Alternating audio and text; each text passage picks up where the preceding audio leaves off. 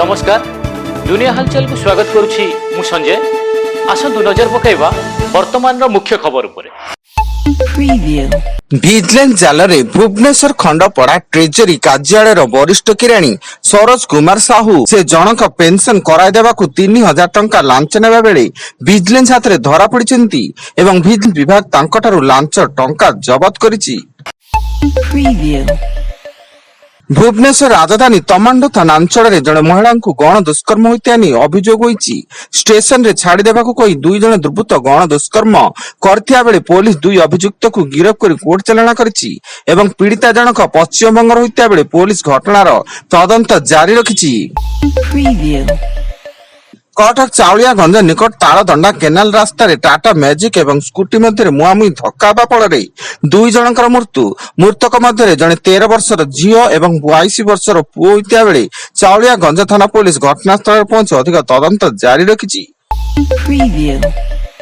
राज्यर पश्चिम ओडिशा सर्वाधिक तापमात्रा वृद्धि पाइबार लगी। टिटलागढ़ रे पारद 41.8 डिग्री छुंतिया बेले भवानीपाटना और बलांगीर रे 40.2, झारसुगुड़ा रे 40.5, संबलपुर रे 39.4, हीराकुद रे 39.2, सुवर्णपुर रे 39.9, राउरकेला रे 38.5, नुआपड़ा रे 38, पारालाखेमुंड रे 38.4, तालचेर रे 38.5, सुंदरगढ़ रे 38.2, भुवनेश्वर रे 34.3 एवं कटक रे 33.8 डिग्री रही।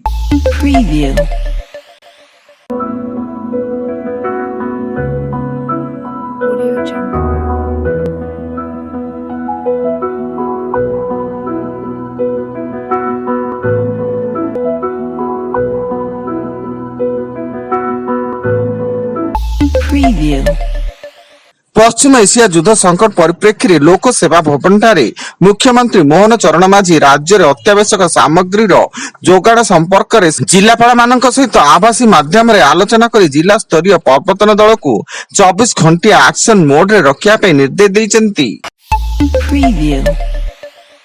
मध्य प्राच्य युद्ध जोगु भुवनेश्वर सिंगापुर को अंतर्जातीय विमान सेवा बंद। एने विमान बंदर निर्देशक प्रसन्न प्रधान सूचना देइछन्ती। तेबे युद्ध पई पूर्व दुबई को विमान सेवा बंद होइतिला। वर्तमान केवल गोटे अंतर्जातीय विमान बैंकॉक को चालू रहिछि। बौद्ध जिला आदर्श थाना बाराकुड़ा छकरे पुलिस चढ़ऊ बेले प्राय 10 केजी ओजन गंजेई जबत सह रिजर्व पुलिस कांस्टेबल निधि साहू गिरफ। से निज बाइक रे गंजेई चोरा चालाण करथुआ बेले माड़ी बसिला पुलिस। यहाँ सह ए कारबार रे आउ किए किए शामिल अछंती से नै तदंत करुछि पुलिस।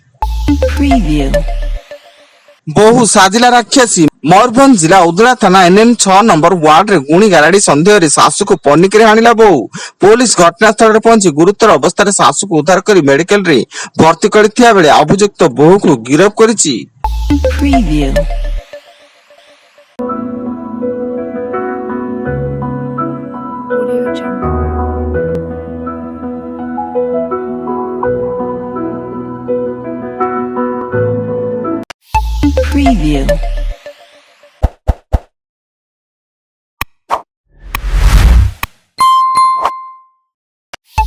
Preview.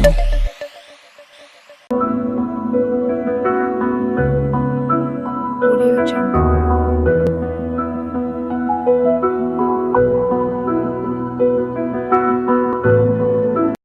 Preview. बालेश्वर जिला सोर थाना 16 नंबर जातीय राजपथ बारिकपुर निकट गोरु गाड़ी अटकाउथुआ बेले दुर्घटनार शिकार होई जड़े युवक मृत्यु एवं अन्य जड़े गुरुतर आहत होई कटक बड़ डाक्तरखाना को स्थानांतर। मृतक युवक हेले पंचलिंगेश्वर अंचल कृपा सिंधु बेहेरा एवं भुवनेश्वर पटिया शुभम अपार्टमेंट निकट ऑटो भितर एक नवजात शिशुपुत्र उद्धार। खबर पाई पुलिस शिशुपुत्र को चाइल्ड लाइन को हस्तांतर करिछि। तेबे किए शिशुटी को आनी ऑटो भितर छाड़ी पळाइला से नै तदंत जारी रखिछि। वर्तमान पाई एतिकी।